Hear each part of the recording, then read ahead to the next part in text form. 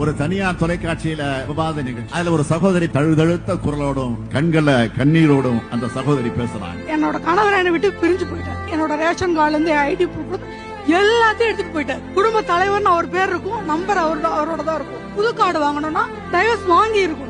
டைவர்ஸுக்கு court கலைவனா ஏன் உடல்நிலையை பாப்பனா? அப்பதான் ஒரு ஜீவோ கேள்விப்படுறேன். இந்த மாதிரி பிரச்சனை வர்ற பெண்களுக்கு தாசில்தாரே முன்னாடி முடிவெடுத்து அவரோட பேரை நீக்கிட்டு அந்த ரேஷன் கார்டு அந்த பொண்ணு கொடுக்கலாம். 5 நிமிஷத்துல அவர் பேரை தூக்கிட்டு என் பேர் ஓட்டு கொடுத்து எனக்கு குடும்ப தலைவி என் பையன் பேர் கார்டு கொடுத்தாங்க சார். இது என்னோட அனுபவபூர்வ உண்மை. இந்த ஏழை அம்மாவின் கண்ணீரை துடைத்தவன் அரசன் தான்.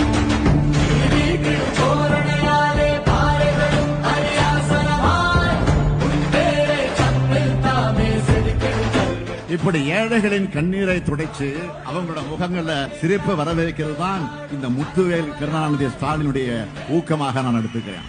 எதிர்வரும் பாராளுமன்ற தேர்தலில் பிரிவினைவாதிகளுக்கு எதிராக ஒன்றிணைஞ்சிருக்கு இந்திய கூட்டணிக்கு வாக்களித்து